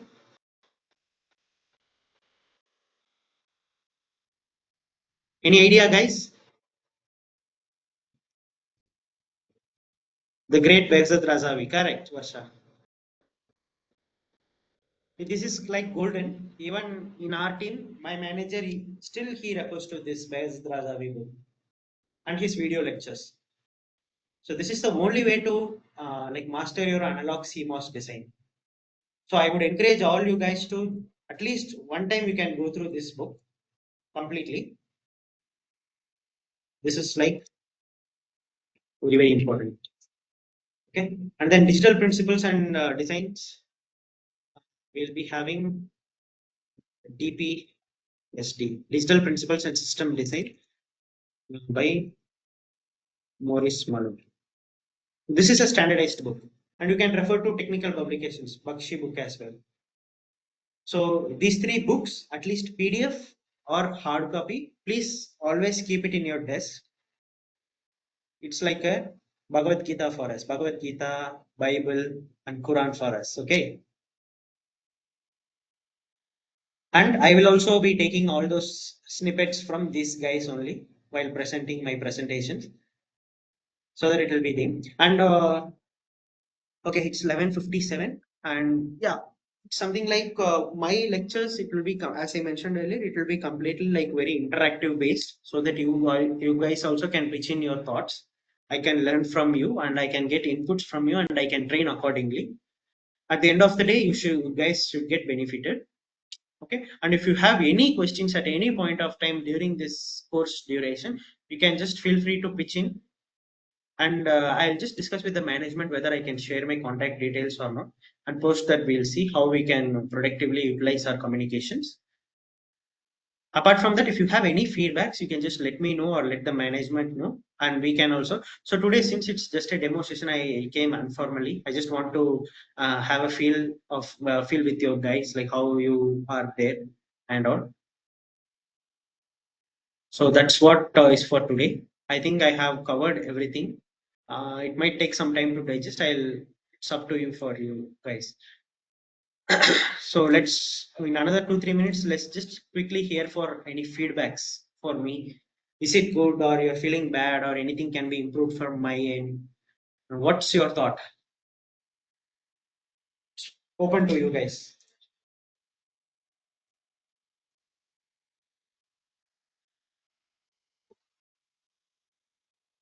Or any generalized questions you have, any query, basic query you have regarding this domain, you can just let me know.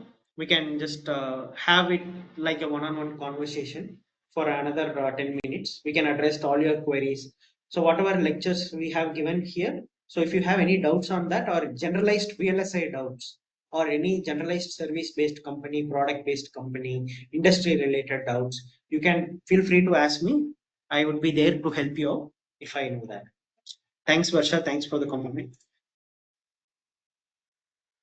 Yeah, that's what my LinkedIn profile for now. My identity should not be revealed. That's why I'm just hesitating. I'll talk to the management and I'll get you. But LinkedIn profile, it will be very hard to give. I'm sorry. Because I'm currently working as an engineer, so I can't disclose that.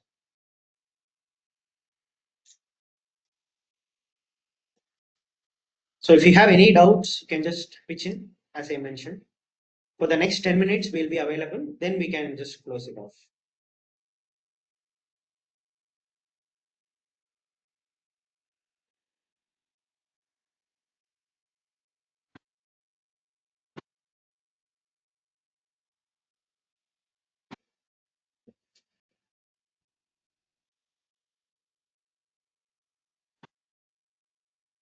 No questions?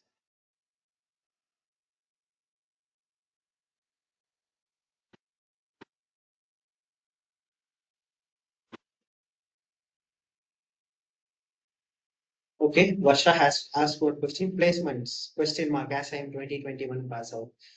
Yeah, that's what I told in the beginning itself. So when you are going for an interview, the interview panel will see only your present, not your past or not your future. Yeah, thanks Gaurav for the compliment. Varsha, does it that answer your question? Yeah, you might be getting job as a trained fresher, most probably.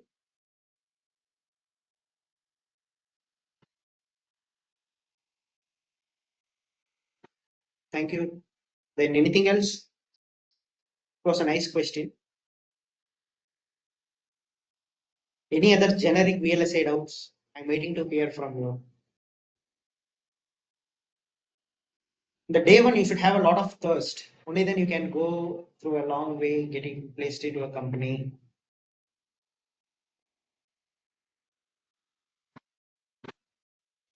Prakar, Uday, Subhash, even Varlakshmi.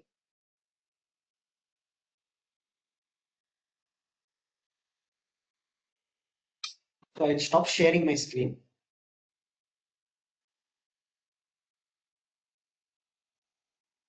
Thank you, Varsha.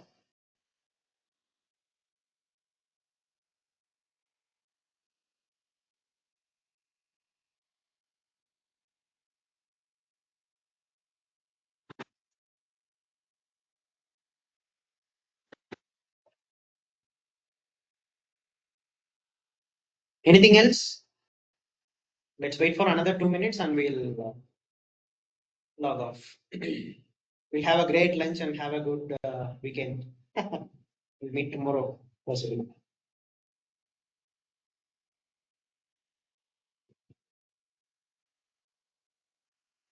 And guys, I wanted to insist one more thing.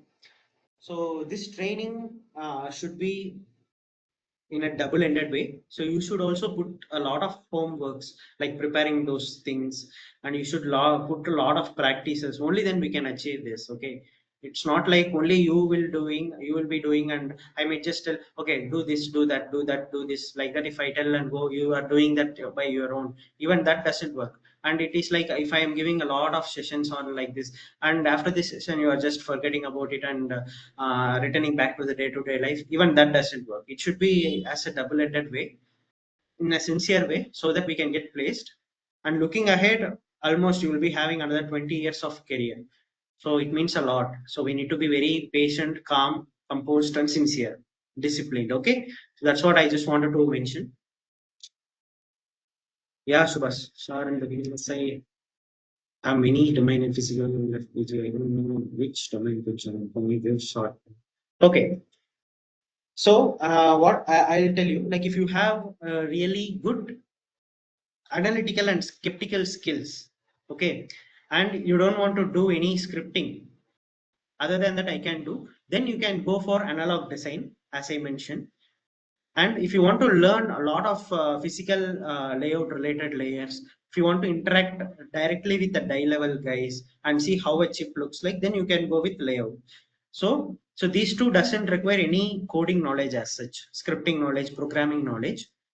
But if you want to go into digital domain, the first and foremost thing is like you should have at least good interest and good knowledge in basic scripting like C, C++, Java, Python, because complete digital will be like a scripting and automated way. Even like RTL design is purely scripting, as Gaurav mentioned, it's a very log language. It's kind of Python, formatted Python. Okay, and in physical design you will be handling a lot of files. It's file processing, and you need to do it in a better way.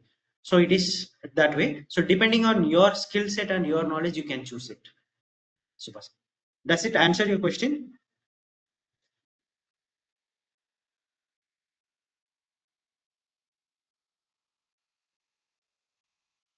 Yeah, thank you. Anything else, Uday, Prakar?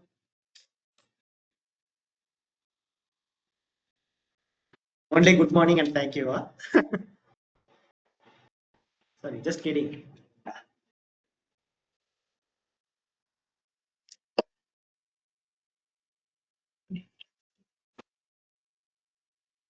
And yeah, anybody else wanted to do it in on an offline session? That I wanted to ask, or everybody will be in online mode?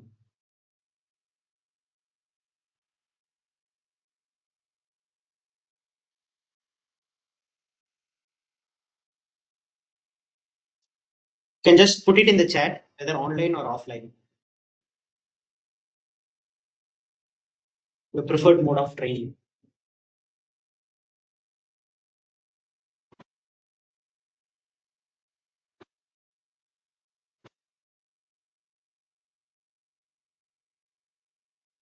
Okay, then yeah. So let's stop the recording. Stop the recording now.